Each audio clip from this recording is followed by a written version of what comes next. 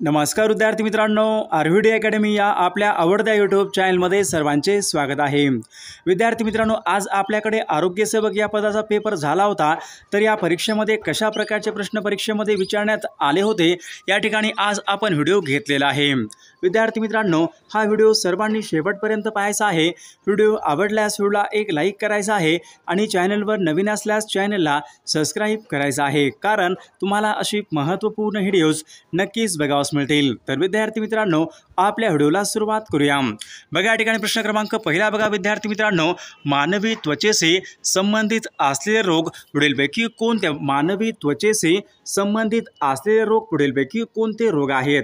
बघा या ठिकाणी बघा 4 ऑप्शन होते विद्यार्थी मित्रांनो। तर या ठिकाणी ऑप्शन क्रमांक सी राहील एक्झिमा आणि खरूज हे रोग मानवी त्वचेशी संबंधित असलेले ते रोग आहे, म्हणजे ऑप्शन क्रमांक सी या ठिकाणी आपले योग्य उत्तर राहील। बघा प्रश्न क्रमांक दुसरा बघा, रक्तपेशी या पुढीलपैकी किती प्रकारच्या असतात? बघा रक्तपेशी या पुढीलपैकी किती प्रकारच्या असतात? बघा या ठिकाणी ऑप्शन क्रमांक सी राहील विद्यार्थी मित्रांनो, रक्तपेशी ह्या 2 प्रकारच्या असतात। बघा ऑप्शन क्रमांक सी या ठिकाणी आपले योग्य उत्तर राहील। बघा प्रश्न क्रमांक तिसरा बघा, ओनामा या शब्दाचा समानार्थी शब्द पुढीलपैकी कोणता आहे? बघा ओनामा या शब्दाचा समानार्थी शब्द पुढीलपैकी कोणता आहे? बघा ओनामा म्हणजे सुरुवात करणे। बघा ऑप्शन क्रमांक 3 या ठिकाणी आपले योग्य समानार्थी शब्द राहील।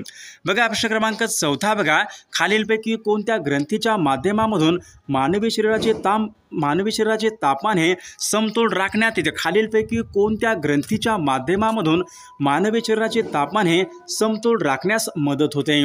बघा विद्यार्थी मित्रांनो, तर या ठिकाणी ऑप्शन क्रमांक 1 राहील हायपोथॅलेमस या ग्रंथीच्या माध्यमामधून मानवी शरीराचे तापमान हे समतोल राखण्यास मदत होते।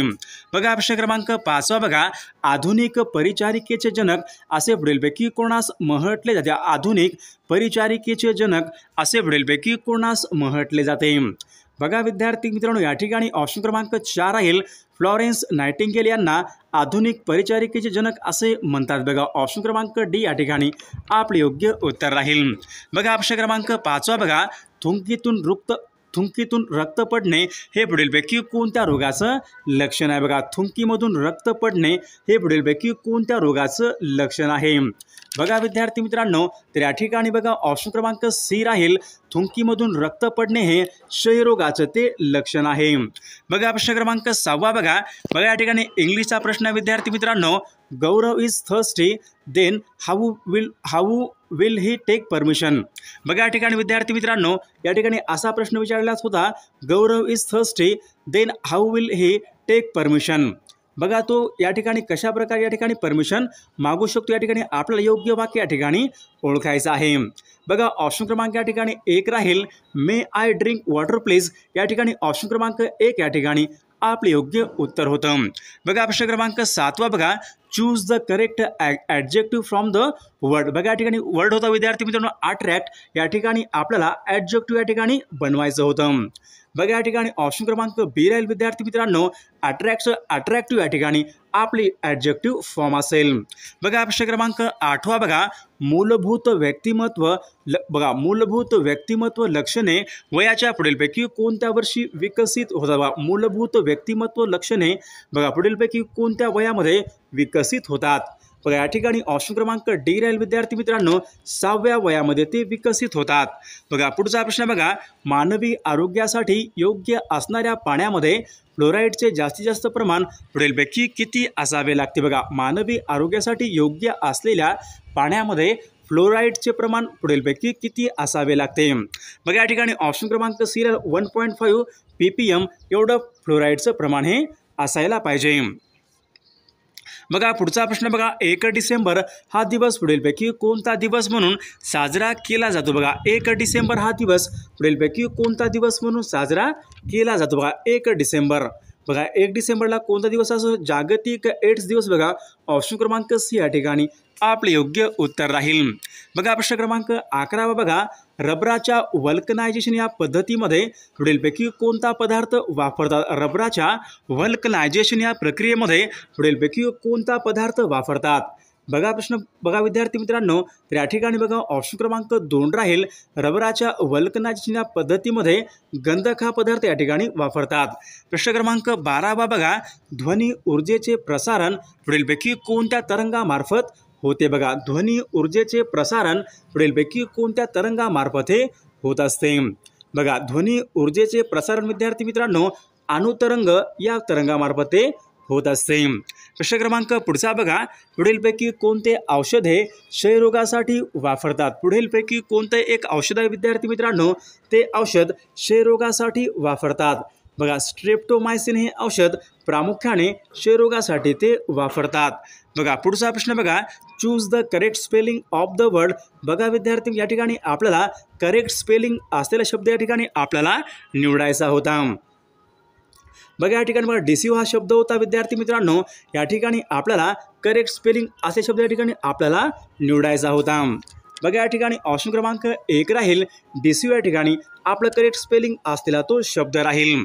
बघा प्रश्न क्रमांक पुढचा बघा, the method and practice of teaching is called. बघा या ठिकाणी आपल्या या ठिकाणी योग्य उत्तर सांगायचं. बघा, the method and practice of teaching is called, त्यांना पुढीलपैकी काय म्हणतात? तर त्यांना ऑप्शन क्रमांक या ठिकाणी 2 राहील, त्यांना पेडागॉजी असे म्हणतात. बघा ऑप्शन क्रमांक 2 या ठिकाणी आपले योग्य उत्तर होतं.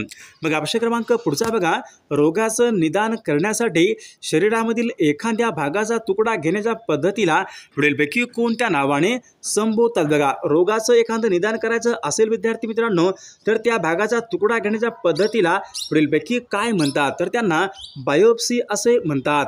बघा प्रश्न क्रमांक पुढचा बघा, आंतरवक्र आरशाने तयार झालेली प्रतिमा पुढीलपैकी कशा प्रकारची असते? बघा, आंतरवक्र आरशाने तयार झालेली प्रतिमा हे पुढीलपैकी कशा प्रकारची ती प्रतिमा असते?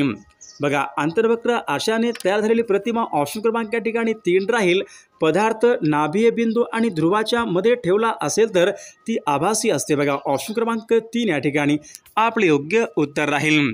प्रश्न क्रमांक 18 बघा, उत्कृष्ट कवकनाशक.